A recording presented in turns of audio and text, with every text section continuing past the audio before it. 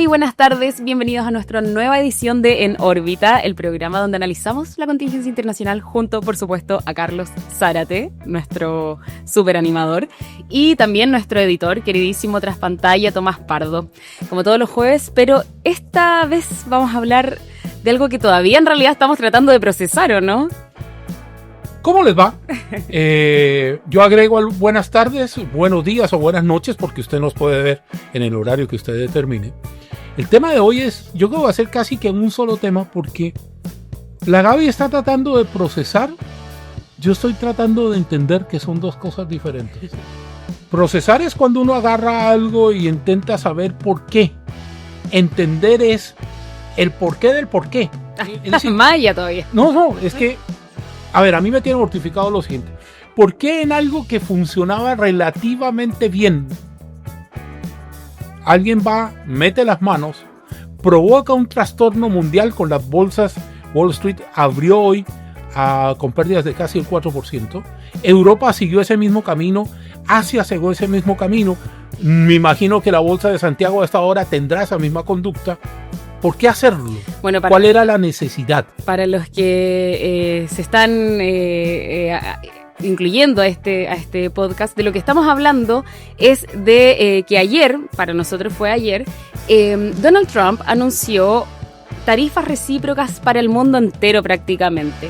En distintas medidas, ¿no es cierto?, para distintos países. En el caso de Chile, donde estamos nosotros grabando este programa, sería del 10%. Entonces no es menor, no es menor. Pero no nos fue tan mal. No nos fue tan mal, hubo otros países Japón que les fue le mucho pusieron peor. El 25%. Uh-huh. Con China no se ha metido a fondo todavía por todo lo que significa. Claro. Y a la Unión Europea, en promedio, las sobretasas fueron del 20%. Ahora, el The Economist, que es una revista que yo respeto mucho como medio, dice que Trump barrió literalmente, esa es la expresión, con toda la política de comercio de los Estados Unidos de los últimos 60 años. ¿En beneficio de qué? Porque me sigo preguntando los de qué. De hecho, en la portada del Economist aparecía una caricatura de Donald Trump haciendo como delimitando su borde de Estados Unidos y cortándolo y alejándolo básicamente del resto del mundo. Ahora, no entender, y aquí quizá hay un punto polémico en términos de ideas, que el mundo es globalizado y que el mundo necesita ser globalizado. La única garantía que nosotros tenemos de que nuestra economía pueda sobrevivir es la economía globalizada, es decir, que yo pueda ir a determinados países o fabricar o comprar bienes y traerlos a mi país para procesarlos y venderlos a un tercero. Y eso es lo que yo creo que finalmente, en términos de ideología, traiciona a Donald Trump. No necesariamente lo que hizo ayer significa que sus industrias van a producir más, van a vender más caro y sobre todo que la gente los va a comprar. Porque sí, pero eso es lo que él estaba apostando. Bueno, o sea, ayer en el discurso de 1 hora que dio, que lo escuchamos completo. Usted lo tuvo que traducir. Lo tuve que traducir. Fue 1 hora, pero calcada. Y con ese tono alegre. Pero él apuesta a eso. Él está diciendo que, claro, todos estos cambios y tarifas en el fondo es para incentivar también la producción de recursos nacionales, o sea, la producción de automóviles, de tecnología, de alimentos, todo eso que se produzca en territorio de Estados Unidos. Pero déjeme hacerle una pregunta. Voy a suponer que usted produce un auto, es un precio figurativo, en $1,000 en Estados Unidos. Pero usted puede importar un auto desde cualquier otro país a $400. ¿Cuál es la razón de fondo? La razón de fondo es que usted al de 400 lo va a hacer llegar a 1,000. Uh-huh. Pero ¿cuál es la razón de fondo de usted en los Estados Unidos comprar ese auto que está producido en Estados Unidos? Si el otro comparativamente tiene ventajas. Claro. El cuento de la globalización, y yo creo que hay gente que no lo entiende así, es que unimos esfuerzos para... Ojo, no soy libre mercadista ni mucho menos. Yo creo que aquí los estados están o van a ser sometidos mejor a una prueba que es muy complicada, que es cómo voy a salvaguardar mi economía. Uh-huh. Porque yo también tengo que pensar que aquello que Trump quiere producir para que le produzca rédito lo tiene que exportar. Ahora, hay una cosa que yo no entiendo, porque quizás un punto en que yo desde obviamente una mirada que no soy economista. No somos. No somos. igual en una cosa le encontraba un poco de razón, que es que él decía, claro, porque a muchos países les imponían a Estados Unidos tarifas muchísimo mayores de las que Estados Unidos les imponía a ellos. Entonces, en el fondo él decía, claro, vamos a equiparar y en el fondo vamos a hacer que sea más balanceado, que sea más equilibrado, que en el fondo la misma tarifa que ellos nos ponen a nosotros se las ponemos a ellos. Yo le voy a explicar por qué. En el mundo hay una cosa que se llama simetría económica. Es decir, que aquellas economías que por tamaño son menores a las otras, tienen salvaguardas, ya fuera para proteger su propia industria. Pasó en Colombia, que es un caso que manejo muy bien, cuando en Colombia se ensamblaban Renault y Mazda, que era una marca francesa y otra japonesa, y usted importaba un auto y pagaba el 300% de impuesto inmediatamente para favorecer la compra de esos modelos que eran ensamblados en Colombia. Pero difícilmente una economía chica no le va a imponer a usted una sobretasa que le permita flotar a la producción local. Claro. El pretender que un país de 15, 20 millones de habitantes, nosotros en Chile, no le pongamos sobretasas a los artículos de Estados Unidos para que Estados Unidos no nos ponga sobretasas a los nuestros, eso es ser iluso. Eso es como estar en la mitad de jauja pensando en los millones que voy a hacer. Claro, pero es que de hecho Trump igual decía como que él entendía por qué los otros líderes mundiales hacían eso, pero que porque ellos, claro, él mismo decía, ellos están cuidando a sus países y su economía, pero yo tengo que cuidar la mía. Y entonces como que claro, él no tiene por qué importarle, si lo pensamos en frío. Estoy tratando de ponerme como en su lugar y tratar de entender un poco a qué va con todo esto. Como dicen ustedes los chicos, juegue, dele, vamos. Entonces, claro, él decía, está bien que ellos hacen eso porque tienen que cuidar sus economías de sus países, pero yo tengo que cuidar la mía y él no tiene por qué estar cuidando la de los demás. Sí, pero una pregunta, es que ahí es donde vamos a chocar los dos. Esa visión que usted me acaba de expresar es una visión de una persona que rechaza la globalización porque la globalización él siente que lo amenaza. Perdón, yo quisiera hacer otra pregunta. Digo, y todos aquellos bienes que tuvimos que vender a precio de huevo porque se nos cruzaba la multinacional, yo no sé cuantito, que ponía y complicaba a las economías locales, ¿quién devuelve esa plata? Digo, ¿quién devuelve, por ejemplo, en el caso de Ecuador, cuando le impusieron artificialmente los precios de determinados productos, o cuando los productos locales, y también se aplica a Chile y a Colombia, se compraban a precio de huevo para devolverlos elaborados y cobrarnos un precio leonino? Es decir, aquí hay que contar la historia completa. Ahora, si lo que Trump pretende es un nuevo orden internacional comercial, ¿qué hacemos con todo lo que ya está firmado? Claro. Que en el fondo yo creo que eso finalmente como que todo recae en su guerra comercial con China, para mí. O sea, yo creo que finalmente todas estas cosas ocurren porque él se quiere posicionar o quiere posicionar a Estados Unidos como la primera potencia manufacturera, que finalmente hoy en día China le está sacando mucha ventaja y eso es lo que él también quiere evitar. Sí, hay una cosa ahí que aclarar. Estados Unidos fue efectivamente la primera potencia manufacturera del mundo mucho tiempo. ¿Dónde se empezó a complicar todo esto? Cuando los trabajadores de las líneas de producción empezaron a pedir mejores salarios. ¿Cuál es la ventaja comparativa que tiene China? Que tiene 1.000 millones de habitantes, que no tiene sindicatos porque de esencia es un país comunista, y entonces lo que le pagan a las personas en China en relación a lo que se le paga en Estados Unidos abarata tanto los productos que entran prácticamente sin pagar nada. En ese punto yo podría estar de acuerdo, pero lo que no puedo entender es por qué nos vamos a arrastrar todos casi que ir en romería a Washington, y que ojalá nos reciban, porque capaz nos recibe el tercer secretario. No te importa. Claro, no, entre otras puede ser. Nos recibe el tercer secretario del Departamento de Comercio de los Estados Unidos, dice, I don't have any interest, no tengo ningún interés en usted, y quedamos. Porque, mire, las economías como la economía chilena en este minuto son economías que uno puede mostrar afuera, más allá de los avatares internos. La economía chilena como economía. Que a todos estamos en una buena situación económica actualmente. Exportamos a muchas partes, tenemos buenos tratados comerciales, el presidente acaba de estar en la India para abrir otro mercado para contrarrestar esto. Digo, pero países que viven de sus exportaciones, que no pueden sufrir ni siquiera un estornudo de Washington, ¿qué van a hacer? Pero yo creo que eso también va a pasar, o sea, de nuevo, no soy economista, pero yo creo que también hay distintos productos en Chile que tampoco sería sostenible si es que nos imponen estas tarifas, porque claro, nosotros exportamos alimentos, salmón, fruta, cobre y otros minerales, entonces por supuesto que es complejo. Quizás las industrias más líderes, digamos, en términos de exportación se podrían sostener, pero hay otras que son más boutique, por decirlo así, que no van a ser sostenibles, no van a ser competitivas y simplemente no van a poder perdurar. Te voy a dar un ejemplo de cómo uno lo puede mirar. México, ahora pues México que me gusta tanto, es un país especializado en la industria automotriz en dos cosas: en ensamblaje, y lo hacen relativamente bien. Digamos que ensamblan mejor en otras partes. Pero donde lo hacen muy bien los mexicanos son las autopartes, que se producen en México o se fabrican en México bajo licencia de una empresa extranjera, le hace de Estados Unidos o Europa, se hacen en México y se distribuyen en la cadena.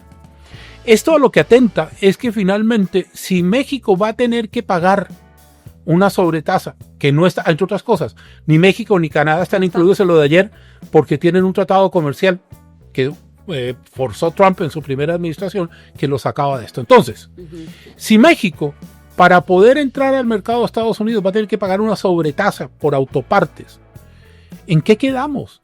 Si lo que se dijo siempre, y Chile es un muy buen ejemplo de lo que voy a decir, entre 1973 y 1990 y hasta ahora, una de las cosas que le abrió el camino a Chile fue prácticamente la ausencia de impuestos.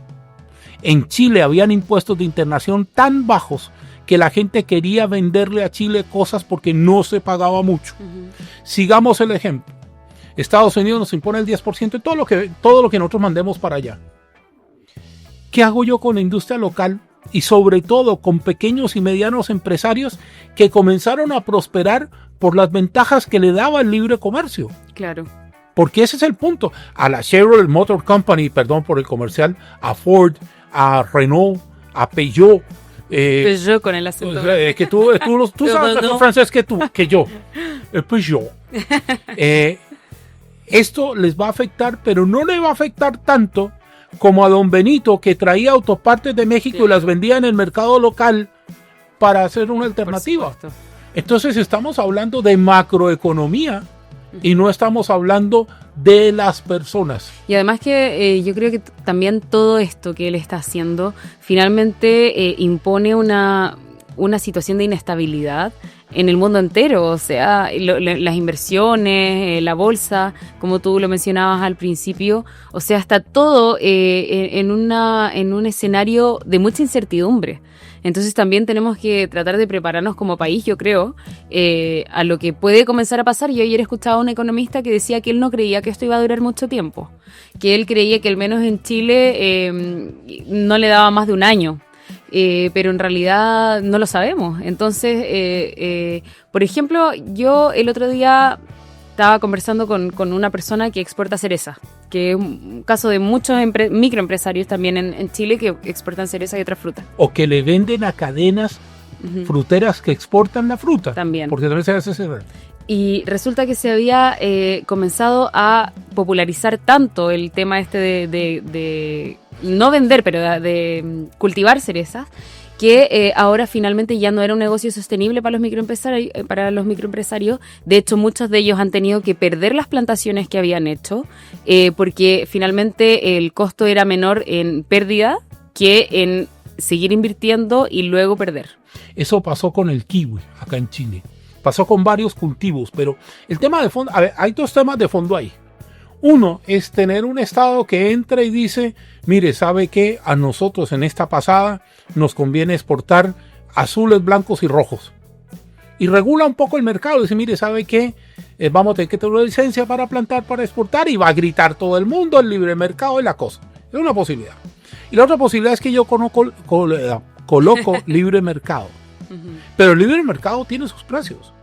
Entonces, cuando yo hablo de que una persona, con todo el respeto que me merece el presidente de los Estados Unidos, porque no lo quiero irrespetar, No, por supuesto. decreta desde Washington que el comercio mundial a partir del día 2, porque hoy estamos a 3, hoy entró en vigencia la otra parte del asunto con Europa, con las sobretasas de los autos y todo este cuento.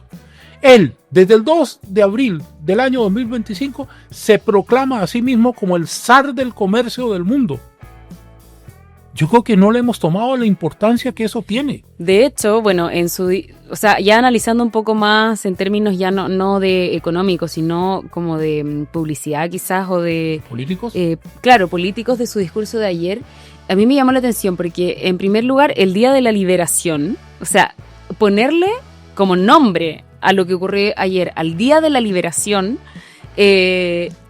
para que la gente entienda, el Día de la Liberación, por ejemplo, en muchos países de Europa se refiere a lo que nosotros le llamamos el Día de la Independencia.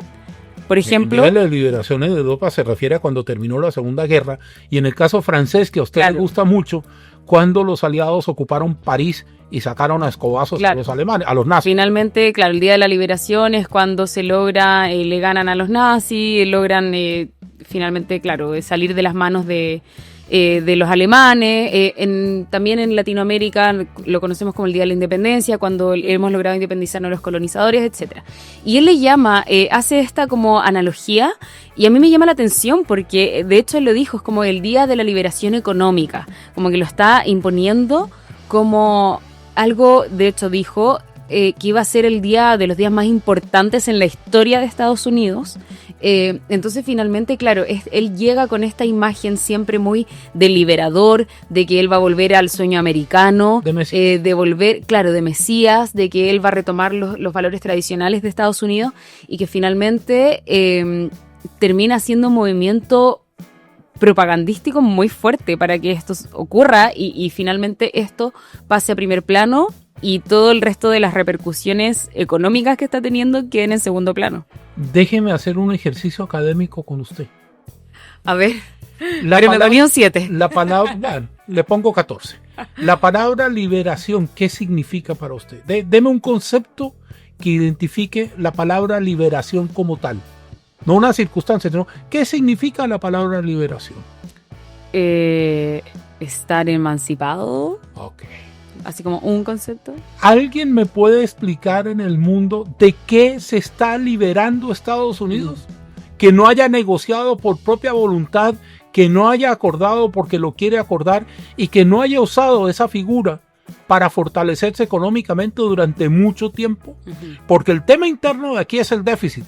Pero el déficit no es culpa ni de China, ni de Vietnam, ni de Chile, ni de Brasil, ni de Argentina, ni de Belice. El término del déficit en Estados Unidos económico es culpa de ellos mismos. Bueno, y por eso mismo también Estados Unidos le echa la culpa a sus predecesores. O sea, culpó en su discurso como 5 veces a Biden y a las administraciones demócratas anteriores que, según él, dejaron el país como en ruinas, básicamente. Curiosamente, ¿usted sabe bajo qué gobierno se firmaron los acuerdos de libre comercio de los Estados Unidos?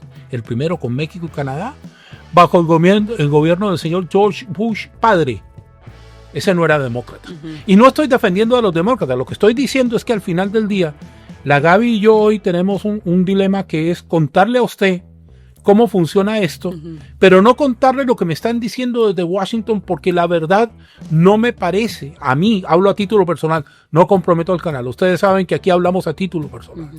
No me da la sensación de que ese fuera el remedio que Trump necesita para balancear su economía. Porque esto es como, la culpa la tiene Tomás.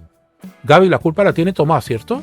Claro, o sea, listo. Hablamos de culpa. Y Tomás, lo único que ha hecho es aprovechar una serie de ventajas comerciales que había sobre la mesa y estableció un comercio. Claro. No discuto si es que un gobierno tiene la potestad de manejar su economía como le parezca, eso se llama democracia. Pero por el otro lado, que a mí me vengan a vender que se están liberando, no, eso no lo compro. Yo creo que también le va a traer repercusiones políticas a Estados Unidos, o sea, no va a ser solamente el resto del mundo, entonces va a tener que tener cuidado también, sobre todo con la producción nacional de su país y cómo la va a exportar. Mire, si Estados Unidos en este momento decidiera cerrar sus fronteras, el tema de fondo es que no tiene con qué. No tiene con qué de capitales echar a andar la industria gringa como la tenía hacia el año 30 o hacia el año 20, que eran únicos en el mundo que hacían todo. Pero sobre todo, y vamos a tocar un tema que es conexo pero rapidito. no tiene la fuerza laboral suficiente para abordar esa tarea. Bueno, de hecho, algo que me dio mucha risa, que él, claro, ha tenido durante todo este tiempo un discurso muy anti-migración, lo sabemos, pero ayer en su discurso, porque finalmente muchos latinos y migrantes de otros países también del resto del mundo son finalmente la mano de obra más barata en Estados Unidos. ¿Y aquí también? Y que se utiliza muchísimo. Y entonces luego de meses de decir que quiere expulsar a los latinos y a los migrantes, etcétera, ayer en su discurso dijo, no, sí que queremos que llegue gente, dijo. Queremos que ingrese gente, pero por la vía legal, pero queremos que ingrese. Bueno, está bien. Entonces, como... A mí me parece que es un postulado correcto contra la migración ilegal. Y ojo que yo estoy al otro lado del señor Trump. Pero mire, le voy a hacer un cálculo. Lo vi el otro día, la pasada, en Instagram, que de vez en cuando tiene estas cosas que a uno lo sorprenden. Había una escalera en Alemania con 100 personas. Se dice, si salieran los migrantes que trabajan en salud, se va saliendo un poco de gente. Si salieran los migrantes que trabajan en servicios, se va saliendo un poco. ¿Sabe cuántos quedaron al final? 10 de 100. El 90% de la fuerza laboral en muchos países, ya le voy a bajar el porcentaje para que no me diga que soy exagerado, el 70% de la fuerza laboral de los oficios más bajos de la escala son migrantes. Por supuesto. Si nosotros en Chile, usted que está acá, pero seguramente en Colombia pasa lo mismo y pasa lo mismo en muchas partes donde nos ven, sacamos a los migrantes, por ejemplo, una cosa bien simple, de limpiar las calles o de recoger la basura. Uh-huh. Esos son oficios que el chileno o el colombiano no quiere hacer porque no le sirve la paga. Entonces agarrar y poner a la economía mundial a correr bases porque yo creo que soy el Mesías destinado a salvar al mundo de esta amenaza, yo no me lo como. Y también, bueno, quizás eso ya se escapa un poco, pero para mencionarlo brevemente, ese también es uno de los grandes problemas, yo creo, de la economía, es que justamente son trabajos que tienen tan poca remuneración que lo único que están dispuestos a hacerlo son personas que no le queda de otra, o sea, son los migrantes. No es como que el chileno o el colombiano o tal persona se caracterice por no querer hacer este tipo de trabajo, porque te aseguro que los mismos chilenos y colombianos y de otros países lo hacen eso, que llegan a otros países y no tienen más recursos, también estarían dispuestos a hacer eso. Ahora, hay un tema ahí para conectarlo, si Tomás me lo permite. Esa persona que llega a la parte más baja de la cadena, apenas empieza a ganar dinero, empieza a subir en la cadena. Y por lo tanto le va abriendo el camino y va pagando impuestos y compra una casa y compra un auto y es un ciudadano que observa la ley. No estoy hablando de los delincuentes, señor delincuentes migrantes, porque no me interesa hablar de eso. Entonces al final del día esto tiene muchas ramificaciones que uno trata de abordar en el espacio que nos dan. Ya Cronos me avisó, me dijo en la oreja, Carlos, time is up. Pero antes de eso, yo sí quiero decirles que no se trata de destruir a nadie por destruirlo. Se trata de colocarle una luz diferente a cosas que están vendidas como si fueran la gran panacea, y yo lamento mucho decirles que no lo son. Porque si esto no funciona, y ojo que la Gaby ha tenido razón todo el capítulo. Me dio la razón Carlos Zárate, todo el capítulo. Es la tercera vez que te doy la razón. Y ojo, ya dejémoslo así, el resto se sobreentiende. El tema de fondo acá es que si esto no le funciona a Donald Trump, ¿quién le responde a las economías que fueron afectadas por esta visión? ¿Quién? ¿Quién les va a devolver la plata? ¿Quién le va a devolver al empresario pequeño, a Pedro López Sánchez, que produce en Chile, no sé, un stock de frazadas, qué sé yo, bla, bla, y que las exportaba a Estados Unidos, que le clavaron esta sobretasa del 10% y que quebró? ¿Quién le responde a él? Bueno, ahí claramente Trump se limpia las manos y dice, yo no. Bueno.